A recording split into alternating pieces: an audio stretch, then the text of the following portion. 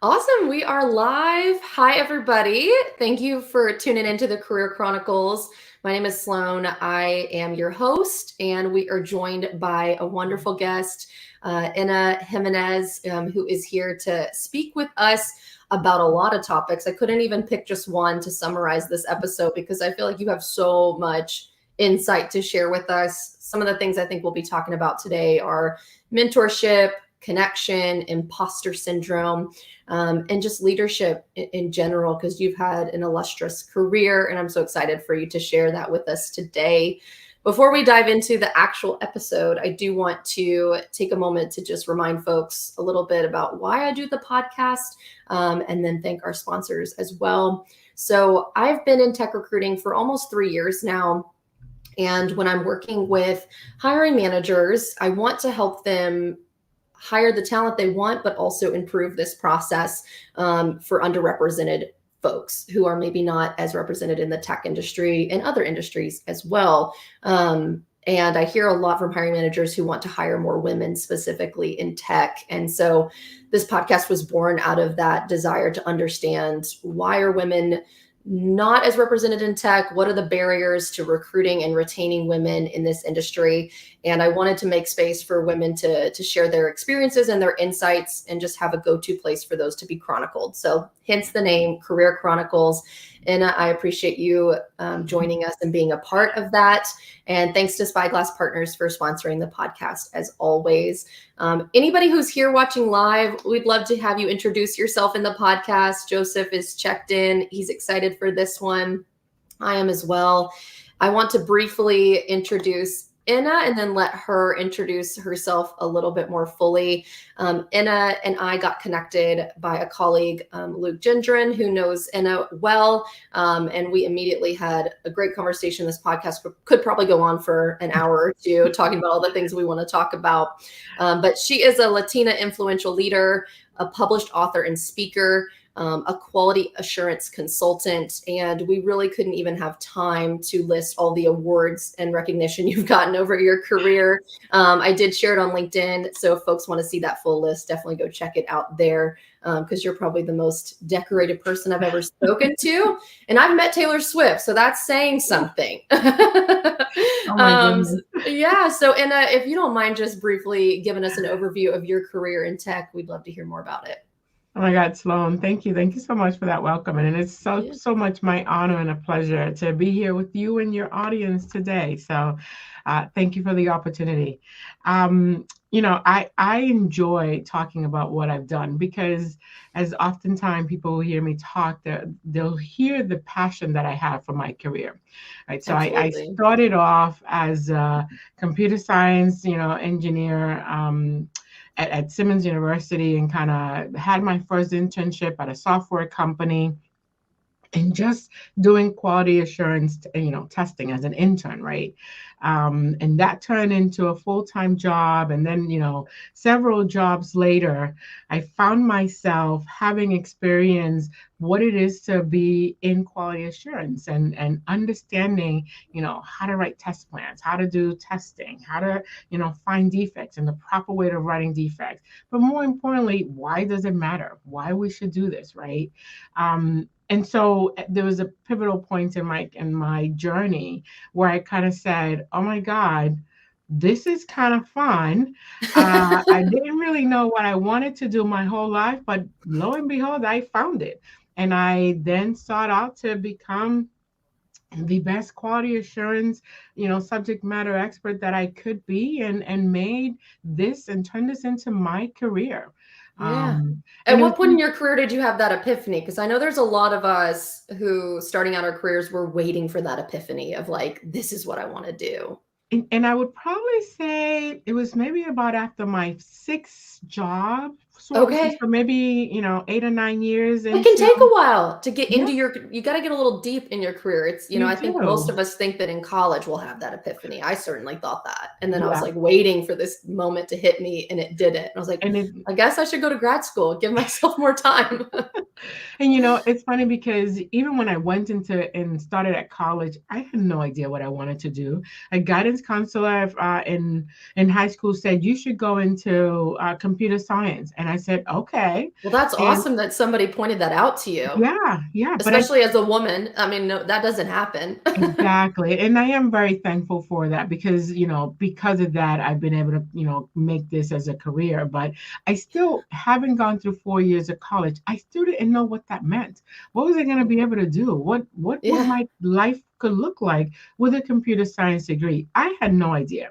I was lucky enough that a professor connected me with a friend of hers at a software company, and they had an opening for an intern, and they gave me an opportunity.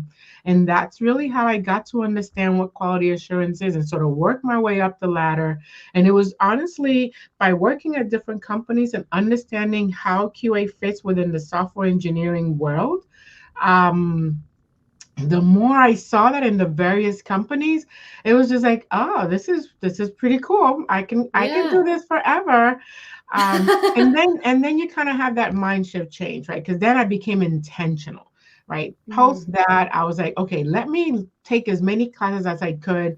Let me read as many books as I can. Let me attend as many conferences as I can so that I can truly master and become the best at this. And then that sort of carved out sort of what I say my second phase in my career, which is where I really became intentional about becoming who I am and mastering my craft. And that led me to management, right? So then you start down that management path, which is not for everyone. And it's not the end all be all, but it was for me. Yeah. And then once you've kind of mastered that, I went from manager, senior manager, assistant vice president. And for me, my goal at that time early on was to reach vice president. That was my goal. And when I reached that goal, let me tell you, my family and I, we did a huge celebration. Yeah, That was good, as you big. should. That was big because I was the first one in the family to have reached such a distinguished, title. For us, my household, right? My parents came from Dominican Republic. I was born in Puerto Rico. We came to Boston when I was very young. Having lived in Boston in an old abandoned home, not knowing what our future was going to look like, right? So to have gone from that to then get to a place of, oh my God, here's our second oldest daughter, accomplished, person in the corporate world finally reaching a vice Yeah, president role, that was big. that's We huge. celebrated that for days. That was such a big accomplishment. Yeah. Having reached that point in your career, w what did that feel like for you? I mean, I think there's so many of us that are constantly focused on a certain goal in mind. If I can only reach this milestone, then I will feel like I've succeeded. Hitting that huge milestone for you, what did that feel like? Sloan, it's one of the most fondest memories I have. And it wasn't easy. I think for me it was No. because it was not easy, right? They had put me in for a promotion a year before, and I thought I was gonna get it, and I didn't get it. So Mm, first, it was like the first time that I was put up for a vice president role and not getting it. Ooh, that feeling of defeat, that feeling of I'm not worthy, oh my God, I'm not good enough. Like I've done all this stuff and I'm still not good enough. That hurts. That yeah. hurts. And that took some time to get over that. And for But so many of then, us, that would be the end of the road. We'd be like, exactly. "Well, I shot my shot and I didn't get my goal." Like, how did you quiet the imposter syndrome and keep moving? I was lucky enough to have amazing friends and mentors, and honestly, one of my best managers during that time, whom I'm still very much in contact with today, who said, "We didn't get it this year, but I'm putting you in again next year, right? Just keep Yeah. working hard, keep your head down, keep going strong. You got this. You will get there." And I'll never forget that, right? His enthusiasm, him pushing me, and just like, "Yep, well, let's keep going." There's next year. Don't lose hope. That, and then of course the strong family and friend support for sure is what helps you, right? And Mhm. I will add to that, Sloan, that I also knew that I deserved that. Like I knew that I knew my work. I had this confidence within me that also allowed me to be like, okay, all right, we didn't get it this year. Okay, watch what I'm gonna do this next year. Yeah. I'm gonna, blow it out of the ballpark. I'm gonna do all these amazing things so that you have no way of passing me up the following year. And then, lo and behold, they put me up again for it, and I was able to become vice president. And that, you asked me, how was that? How did I feel about that? Honestly, it was just this sense of just accomplishment. Yeah. Everything I had done prior to that, I had my kids before that. When my kids were young, there were many things that I missed because I was working crazy hours, right? I wasn't there when they wake up in the morning. I wasn't there when they went to sleep at night. I missed many activities, many events, because I was working, because I knew I had a goal, and I'm very driven, right? And so having that, accomplishing that big milestone that felt like I was never going to get there, and being able to celebrate that with my family, with my friends, with everyone around me, was just the biggest sense of gratitude, and like everything that my parents had worked really hard for, feeling like this is why I'm here. This is why this was my way of paying back to them all of their hard work to making me and my brothers and sisters be where we were at. So it's hard to put it in words what I felt at that moment, because it was just one of the Like a lifetime amazing achievement. feelings. Yeah. Oh, absolutely. And Absolutely. you've described, that feeling of, especially maybe once you were rejected when you were first put up for it, but that feeling of, this is my goal, and I'm, that feeling of, am I ever going to get there? But also you had the confidence to know you deserved it. But knowing you deserve it doesn't always mean that the external factors that are at play will, Absolutely. the gates will open up and allow you to get there. So how did you navigate that balance between knowing you deserved it, but knowing that you might not get there due to some external factors? How do you balance that and continue to cultivate an inner sense of confidence?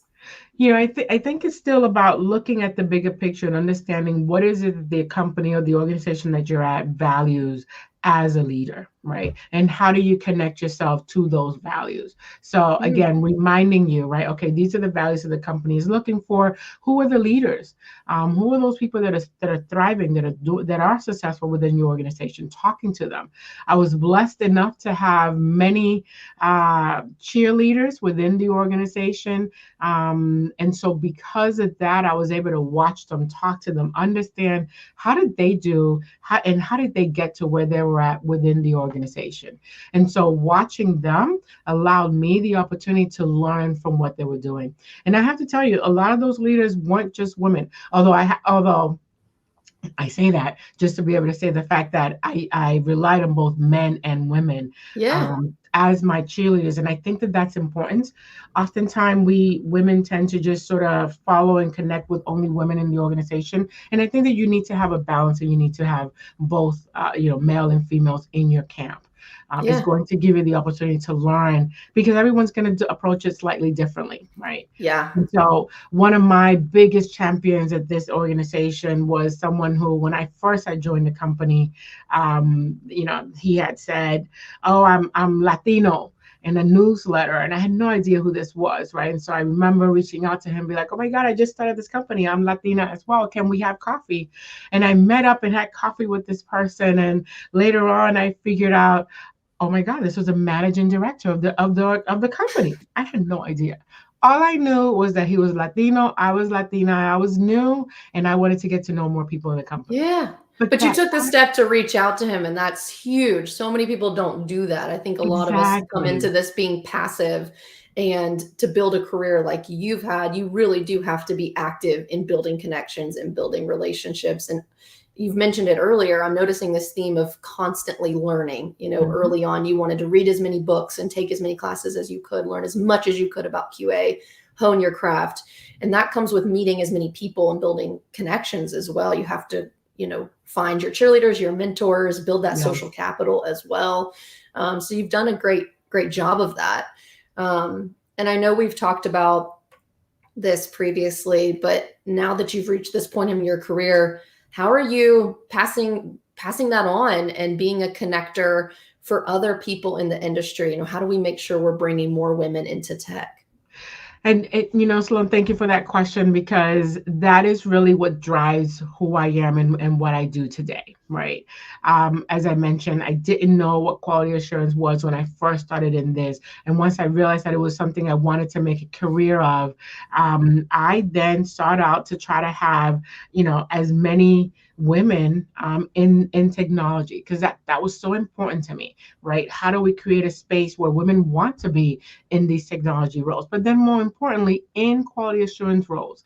And Yeah. so when I did my hiring, as I'm trying to build my various teams in my different organizations, I was very intentional to make sure that I had a good balance between men and women, to make sure that I'm promoting equally men and women, and maybe favoring a little bit more women, I have to admit, right? Because, I'm trying, well, trying to even things out. trying to even things out, right? We have to create more spaces for women to Yeah. continue to grow. And so, And I know you've also made an intentional effort to create opportunities for Latina women as well, exactly. and bring them in and create those opportunities. Are there certain programs, or is there any like specific things that you've done that other people could replicate? Or has it been just more of that, been in the back of your mind that you've made an effort throughout your career? There's a couple of things that I can say people can replicate. One is when you're working with your vendors, to be able to hire, you want to work with vendors that is going to have a diverse pipeline. And I ask very Yeah. direct questions.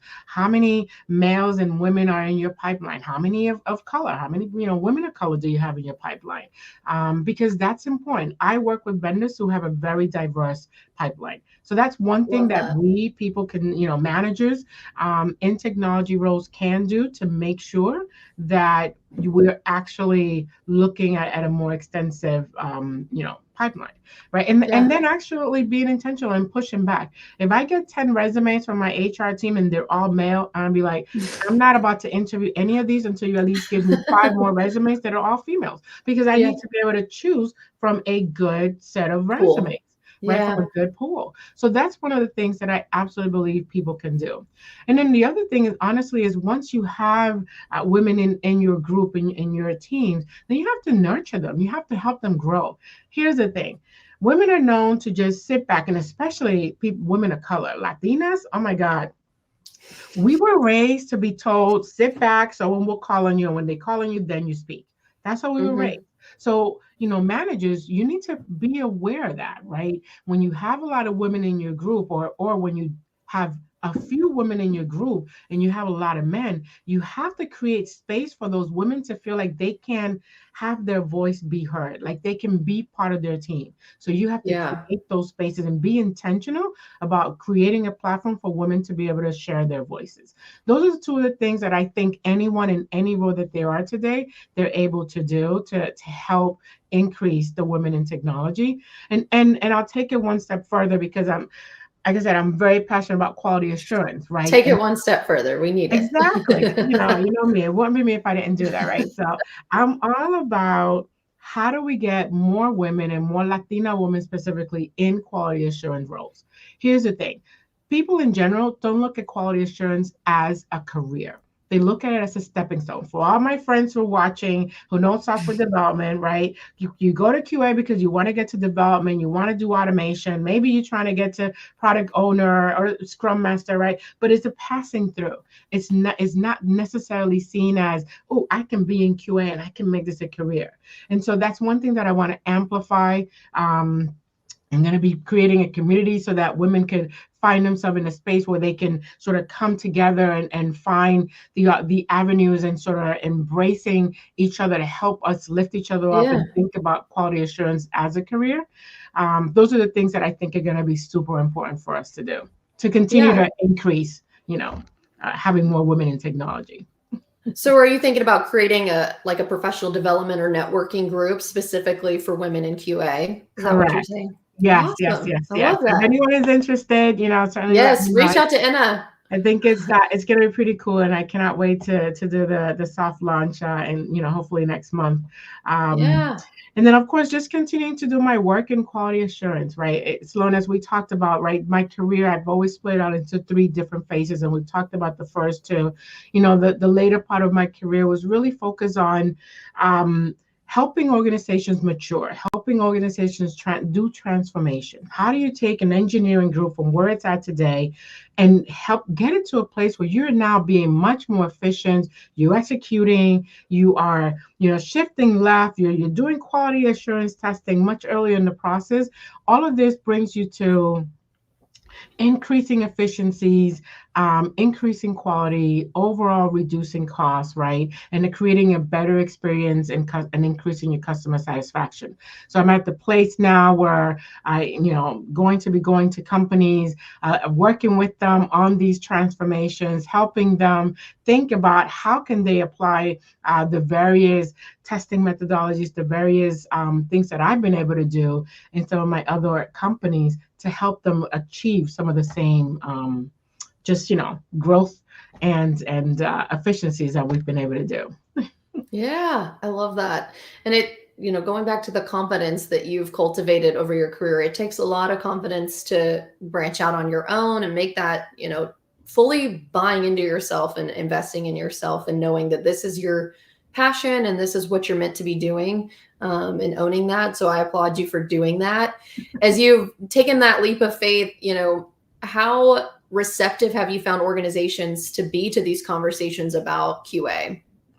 Thank you for that, Sloan. I have a large network, as you know, and so I've been tapping into my network as a brand new, company launching with my partner, Glenn Champa, right? As something brand new that we're doing. We're still in the early stages of talking to people. So if anyone is watching this and you're looking for a group of Latina women to help you sort of take your engineering groups to the next level, definitely reach out. I think that people have been very receptive, very open, and I'm so looking forward to all the amazing things that we're going to be able to do. Yeah, I hear this from so many guests, and you mentioned the power of your network, and you've built a great one over the span of your career.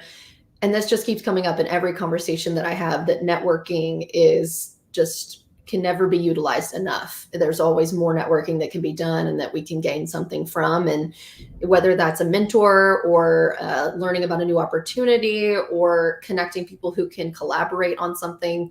Do you have any tips for people listening on how to build a strong network or how to leverage the network that they already have? If and when you and I chatted earlier, I was like, I always feel like I'm a mega connector, right? Because I'm mega connector. I love this title. Yes, because I'm always connecting people. I thrive on being in rooms where I'm able to meet new people. And then as I meet new people, I think about, okay, who can I connect them to? How can I help them amplify their voice? That allows me to provide an opportunity of having more people connect. And so it's really just how I do it is, going to rooms, meet as many people as possible. Of course, I do follow-up conversations with folks. I have tons of meetings. Believe it or not, I feel like the past month and a half, I have done nothing but meeting and talking to people. And it's been the most amazing and rewarding experience ever, because it's about creating those connections. So you talk to people, you have a meeting afterwards, get to understand what is it they're looking for, how you can help them. And then you're actually following up on the things that you say you're going to do, right? I'm going to connect you with someone, then you actually follow through and do that connection. Right? Those are the ways that you kind of build that network. And then, as far as using your network as you have it today, I've always been a big believer about looking at feeds and looking at what people are posting and cheering them on. And to me, that's the best flattery. That's the best way for me to show someone who I'm connected with some love, right? So if someone posts an article, I'm going to read that article. If I have questions about it, I will email you, send you a message and be like, hey, I'd like to understand a little bit more about what you wrote about here. And sometimes I may just write a comment right in your post because it's something that I think is important for others to hear about. So that is the biggest way that I believe we can all help amplify each other's voices, is when you see someone posting an article or posting about something that they've done, show interest, right? Like their comment, write a post on something, repost it, you know what I mean? Share it with your network, because that's going to give them more visibility to whatever they're posting. And people will appreciate that. I know everyone that's commented on my posts, not because I'm like looking in there at who's commenting and who's not, but because I appreciate the time that someone has taken to write me a message. I'm the And same then I way. reciprocate that as well, right? So it's like Yeah. we're lifting each The other up. two-way is huge when you're networking. Exactly. And I used to feel really icky about networking because it felt Mm, one way of like, I'm using you to get something. It was particularly if I was networking when I was on the job hunt. And so it was mhm. obvious that I'm networking in order to get something from you. And it Yeah. just didn't like the way it felt. And so I just kind of wrote it off as like, I hate networking. I'm not doing it. It doesn't feel good to me.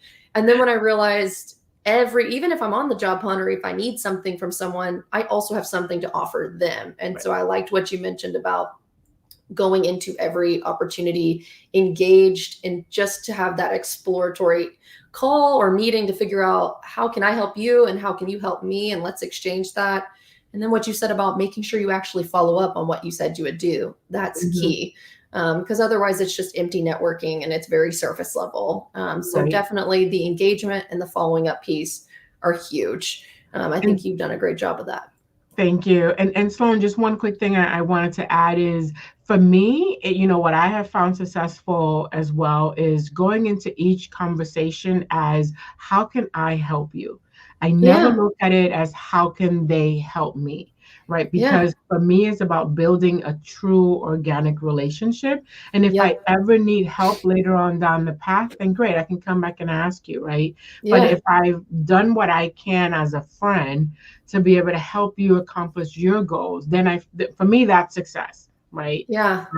And so you should always just be building relationships, not when you're looking. To me, that's too late, right? You should have Yeah. been building relationships because you just wanted to get to know people. When Yeah. you do that and you have genuinely built relationships with folks and you've given of yourself, people will be clamoring to come back and help you because they know that you've helped them. Yeah, that has been my shift on my approach to networking, and it's completely changed the way I look at it. It's completely changed the way that networking has helped me be successful. So I think you're spot on there, and I think it's an important for those of us who are in a role where we're selling our services to other people. That's exactly how we have to approach it. Is I'm Mhm. not here just to try to take your money. I'm here to help you. That's why I got into this career. I always said I wanted to have a career where I helped people. I'm sure you felt similarly, and you discovered that your talent was within the QA space. My interest and my passion aligns here, and this is where I can make the biggest impact on people.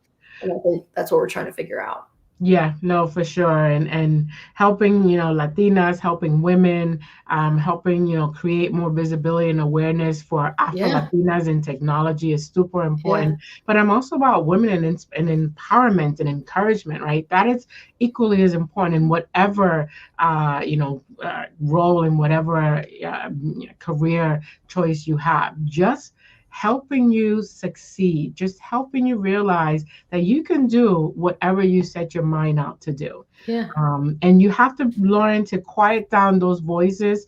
They show up all the time, right? And you still have to be able to walk into a room with all that confidence because you know that you know your craft, you know you've done your homework, you know you've put in your time, and still being able to walk into the room and say, you know what? I'm Enna. I'm here. I'm not what, I'm going to do my thing and I'm going to show up and be authentically me.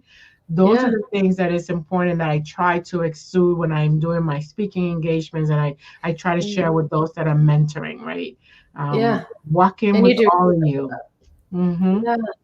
And I know you had an important guidance counselor that pointed you on the right path. My background is in higher education and college admissions and college counseling. And I know that there are many, many, many students that don't have access to a counselor like that who would take the time to draw their attention to a career path. What would you say to young women, specifically young Afro Latina women who are at that age in high school or maybe college, starting out, besides coming and reaching out to you, because they should definitely do that and connect with you on LinkedIn, but are there other groups, things that they can get involved in to start exploring QA or tech as a career path? I know I'm giving you a Absolutely. spot, but I wanted to make sure we shouted out some resources. Yes, yes, yes. No, I mean, so absolutely. There's organizations like Alpha, which is the Association of Latino Professionals for America. It's an amazing national organization. I have been extremely proud of the work that they've been doing. So that is definitely something that folks should look out to. Um, I'm going to put some in the comments. I'm just going yes, to type yes. names. There's organizations like Latinas in Tech, who also do an amazing job at bringing in women who are interested in engineering roles. Equally, I mean, and there's so many. There's SHAP, Society of Hispanic Professionals, Engineers. There's so many organizations out there that are really looking to be able to connect and just create more awareness, right? And then there's smaller organizations like Perscolas and Hack Diversity. There's so many. Year Up, who my son was a part of, and has an amazing career today due to everything that Year Up was able to create for him. And which I'm always very thankful. So I think that young girls, young women today have a lot of exposure and have the ability to kind of look up and see who are out there doing similar things that they may want to do. But and I say that, but also acknowledge that there are still so many who just don't have the access, who just don't know. And so I work with organizations like the Pathway Initiative, Big Brothers Big Sisters, of Eastern Massachusetts, where they work with the young kids and sort of get them with mentors so that they can have a pathway, so that they can have someone to show them the way, right? Show them how they can accomplish the things that they could do. Sloan, one of the reasons that sometimes I get asked, Enna, how did you do this? Why did you decide to do this? And the reality is that this all stems from when I had my kids and they were young and they were growing up. I said to myself, I've had all these great mentors and sponsors helping me out, but who's going to be the people that it's going to help out my kids and their friends? I remember oftentimes many of their friends being at my house saying, we're not going to college. My parents don't really care about it. And it was me who said, what? Well, I care. I care if you go to college, and I think you should go to college. So let's do this. And they were able to go to college, and they were able to graduate and have great careers today. But it's because they had someone pushing them. They felt like they had someone that believed that they could do it. And so this is why I do what I do, right? Because we all need someone in our corner. We all need cheerleaders behind us to say, yes, you can do it. Yes, you can achieve it. You stumbled, get back up the next day. Take 24 hours to cry, get it all out, but you get back up and you go at it again and you continue going forward. We all need these cheerleaders, and I am just happy to be cheerleader to many folks in and that I've been able to cheerlead on. But I'm super proud to have had so many cheerleaders helping me when I needed the help. Yeah, that should have been the podcast episode name, was the cheerleaders. And that is so important. And thank you for the work that you've done to cheerlead others and to help others get to, be in this career and have opportunities. And thank you for coming on the podcast. It's been amazing to have you on here. I know we've already crossed over the 30-minute mark. We could talk for a while. So you're gonna have to come back on and we'll have a part 2. But before we leave, I did want to ask you the final question that I ask all of my guests, which is, when or where have you felt most empowered as a woman? When or where have I felt most empowered as a woman? I think for me it's twofold.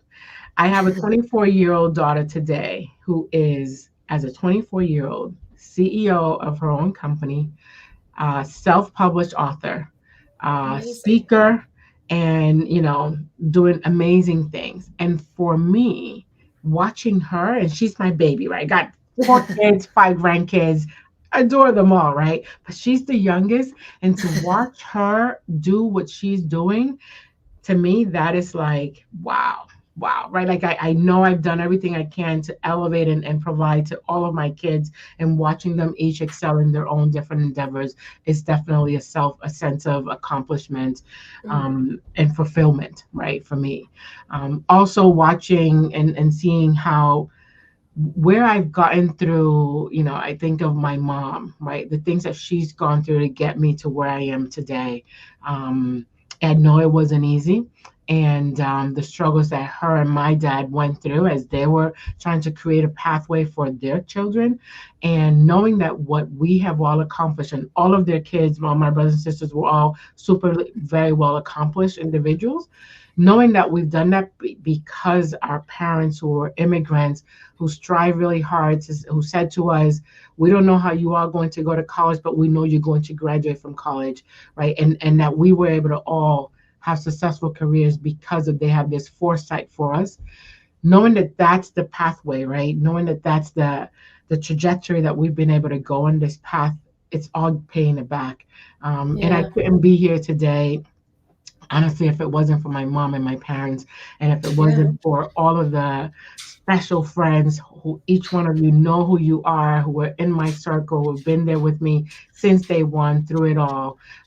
Without all of them in my corner helping me, cheering me on, I could not be here today. So I love thank that. you. Thank you for this space. Thank you for creating a space for women like myself to come and share our stories, but more importantly, to serve as role models, right? Role models for others to know that they can be here as well. Thank you, Sloan, for also creating Thank this you. space.